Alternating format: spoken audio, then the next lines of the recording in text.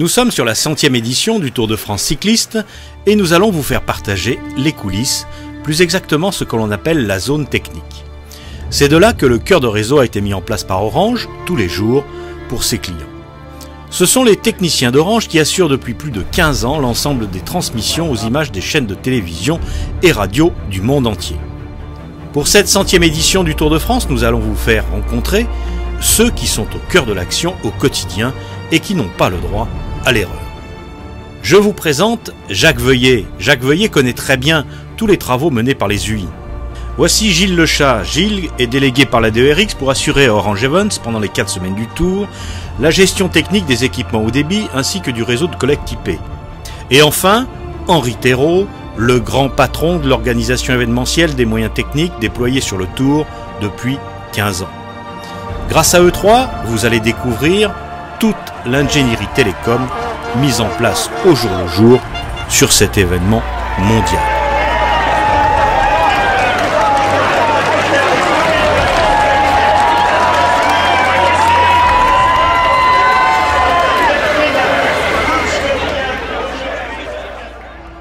Nous avons 3 camions, 2 ici sur la zone technique, celui-ci qui sert de camion central dans lequel on va retrouver tous les équipements réseau d'accès plus les PABX et qui nous sert aussi de PC opérationnel.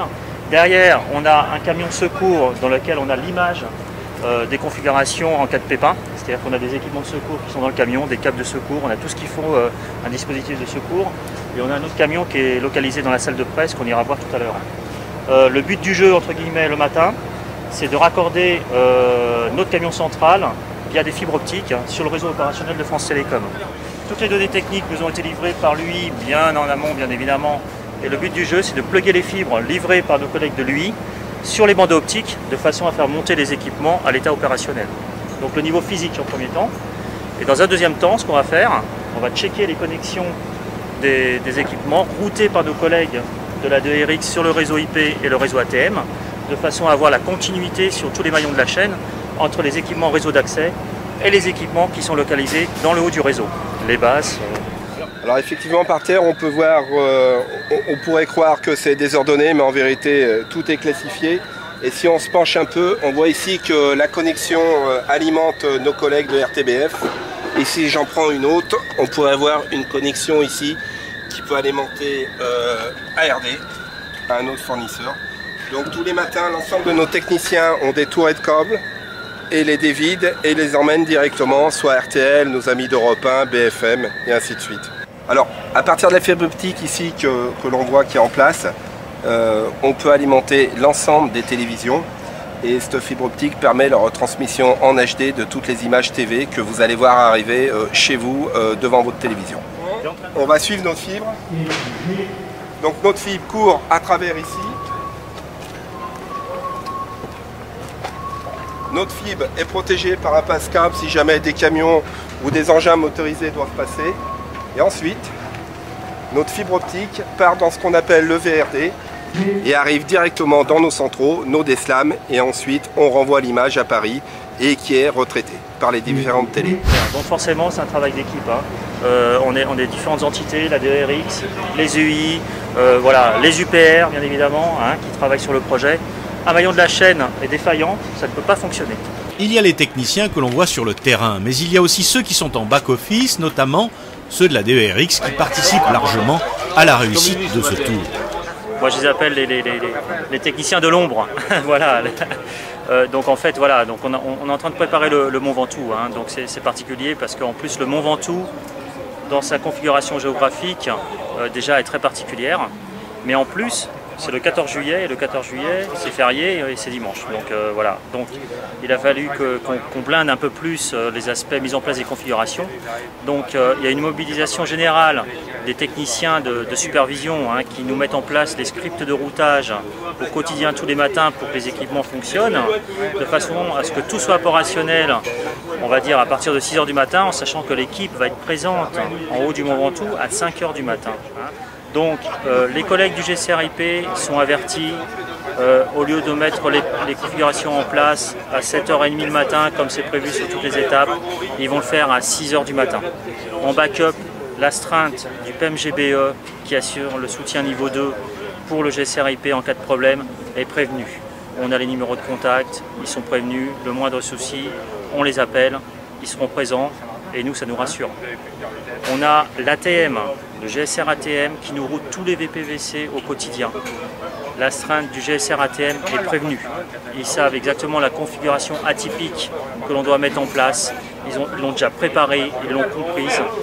Et dimanche matin, on sait qu'on peut compter sur eux. Les enjeux télécoms sont tellement importants que la pression est forte et le stress omniprésent, qui doivent être gérés au mieux malgré les pannes qui font partie du quotidien et qui doivent être absolument résolus avant le départ de la course. L'anticipation est la règle. Hier, il y avait une fibre qui était morte, donc on a dû muter la fibre côté réseau entre Saint-Amand-Montron et la salle de presse. Donc il y a toujours des petits dysfonctionnements. Et le matin, c'est checké, c'est raccordé les 150 camions de la ligne d'arrivée et balayer les grains de sable potentiels qui pourraient faire dérailler la machine. Demain matin, ça va être du 4h30 au sommet du Ventoux pour une fin d'étape qui se terminera à 22h. Donc une grosse journée avec des difficultés techniques qui sont énormes. C'est pour ça qu'on va rentrer en réunion de crise avec mon équipe pour checker et savoir quels sont les véhicules, comment on les alimente, qu'est-ce qu'on met sur les fibres. Alors demain, une étape cruciale puisque toutes les caméras télé et tout le dispositif de France Télévisions, tout ce que filmera Jean-Maurice Hogg, tout ce qui sera diffusé, passera par nos fibres. Donc la France Télévisions est complètement dépendante demain sur le dispositif, sur ce dispositif montagne, des flux que filmeront ces caméramans. Et le stress est une donnée managériale importante à gérer. Je gère par rapport à l'équipe, mais dans l'équipe il y a une sacrée ambiance et j'ai de sacrés bonhommes. Donc ils sont capables, ils sont rodés. Et je vais dire que la moyenne de l'équipe a déjà 10 Tours de France. Le stress est plutôt un stress qui est dépendant de la direction de la course et dépendant de France Télévisions, puisque nous avons eu les informations décisives et les arbitrages que dans la nuit. Donc ça veut dire qu'on est à 24 heures de cette étape décisive au Ventoux et donc en préparation, on a autant de délais de préparation en moins puisque les informations, on les a eues que dans la nuit. On comprend donc bien que le professionnalisme, la cohésion du groupe, l'expérience et la capacité des techniciens à travailler sur des situations tendues sont des critères recherchés pour faire partie de cette grande famille. Nous sommes dans la tribune commentateurs des journalistes. Vous savez, les fameux commentaires qui vous font vibrer à la radio ou à la télé. Ils sortent d'ici. Alors là, vraiment ce qui est spectaculaire dans la tribune commentateur, c'est quelque chose qu'il faut vivre, faut le voir pour le croire. C'est l'effervescence qu'il va y avoir là, donc à peu près à 5-6 km de l'arrivée de la course. Il y a 192 nationalités, je crois, qui sont représentées au niveau des tribunes commentateurs. Ça parle de toutes les langues qu'on entend. Et une effervescence que moi, personnellement, je n'ai jamais vue ailleurs. Julien Simon, il semble encore très à l'aise. Ça fait... Ah oui, sinon il va sauter, mais j'ai eu le sentiment. Très compliqué, il est rattrapé Julien Simon, mais c'est pas par Marcus Burghardt, c'est un autre coureur de l'équipe Orica, Greenedge, qui est en train de... C'est en l'occurrence Albazini, le Suisse, qui est revenu sur Julien Simon. Albazini qui double maintenant Julien Simon, 800 mètres de l'arrivée.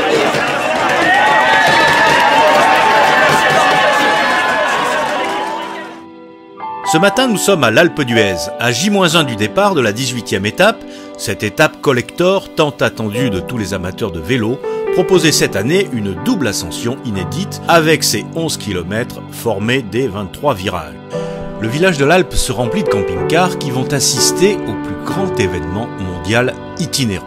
Nous avons rencontré pour l'occasion le directeur de l'office de tourisme au sein de la municipalité qui gère les ressources nécessaires pour le Tour de France et dont Orange est un fournisseur, semble-t-il, apprécié. Alors nous aujourd'hui on a plusieurs aspects sur lesquels on travaille avec Orange, bien évidemment sur l'aspect Tour de France, mais parce que c'est un partenaire du Tour de France, de ASO, donc les moyens déployés par Orange à ce moment-là sont très importants pour assurer la couverture à la fois des équipes techniques, puisqu'il y a toutes les retransmissions nécessaires pour la salle de presse et ces éléments-là, et puis il y a aussi tout le public qui est là, puisqu'on doit multiplier par sans la fréquentation qu'on a d'habitude. Donc il y a une surcharge des réseaux au niveau des sans fil, un besoin d'internet supplémentaire. Donc c'est un gros défi, je crois, pour Orange, qui arrive à très bien le réaliser et à le relever cette opération-là. L'ère du numérique est présent partout et il faudra se poser la question pour une station comme la nôtre de passer sur du très haut débit. Alors on parle de 4G, de choses comme ça. C'est un élément que nous travaillons aujourd'hui et que nous regardons avec des équipes d'Orange aussi, puisque nous sommes sur un appel d'offres par rapport à ça, de voir de quelle manière on pourrait offrir à nos prestataires et clients aussi un accès quasi illimité, open, de l'internet. Je pense qu'aujourd'hui les gens qui viennent chez nous sont des clientèles qui ont un pouvoir d'achat important. Les gens aujourd'hui vont sur les pistes, ils regardent les plans en géolocalisé quand ils veulent se balader. Ça marche aussi sur l'été. Vous êtes dans un bar, vous avez envie de connecter ou discuter sur Skype avec des amis. Donc il va falloir qu'on puisse répondre à ça. Et je crois que c'est un gros défi que nous devons relever et à laquelle il faut qu'on ait un partenaire comme nous. Et je pense qu'Orange peut être un de ces partenaires. Malheureusement, il pleut à l'Alpe aujourd'hui. Mais cela n'empêche pas les techniciens de faire leur travail. Nous sommes à 40 mètres au-dessus du village, sur la nacelle qui va se positionner pour récupérer les faisceaux hertziens. C'est parti. On a établi la liaison entre le point de réception des hélicos et des motos et puis la réception de nos faisceaux ici pour donner les images aux réalisateurs des hélicos et des motos. Et puis après on va descendre et on remontera la grue dans les mêmes, à la même hauteur et dans la même direction pour... Donc on a fait des marques en bas pour pouvoir retrouver la même position. Antoine, pour Alex, ils sont redescendus, je t'ai perdu, je fais les enterrer. Voilà, mais il y a un sens qui marche pas. Il y a un sens qui marche pas. Tu as le ping entre la salle de côté ZT vers salle de presse. On n'est jamais à l'abri d'un problème technique qui peut jaillir à tout moment. Ici, une liaison avec la salle de presse ne fonctionne que dans un sens. Donc là on a un problème de continuité sur une liaison point à point entre la zone technique et la salle de presse. C'est une liaison qui est importante pour nous, qui permet à Cyril notamment de manager tous les équipements à distance à partir de la zone technique vers la salle de presse. Et visiblement on n'aurait qu'un seul sens de transmission qui fonctionne. Donc on est en train de voir où peut se situer le problème. Voilà, regarde. Moi je suis sur celui de la salle de presse là, tu vois les pings ils sont qu'en upstream. En downstream je ne reçois rien. En upstream, donc pour moi ça vient côté, il reçoit bien côté salle de presse, il renvoie rien lui, au niveau de son rad. C'est lui qu'on voit rien. Enfin au niveau de l'équipement là-bas. Tous les matins, Gilles procède à l'exercice de lancement des gestionnaires, ce qui lui permet de superviser l'ensemble des équipements installés sur la zone. Donc là je prends la main sur le serveur. Et ça y est, là, je vois que le premier DSLAM ATM qui a été raccordé, là, qui s'appelle le DS-CDF100, ça y est, il est supervisable. Ce sont nos collègues du GSR ATM, là, qui ont bien effectué les routages. La continuité physique entre le DSLAM et le brasseur de rattachement est opérationnelle. Voilà, donc le lien de gestion est bien monté. Je prends la supervision du DSLAM.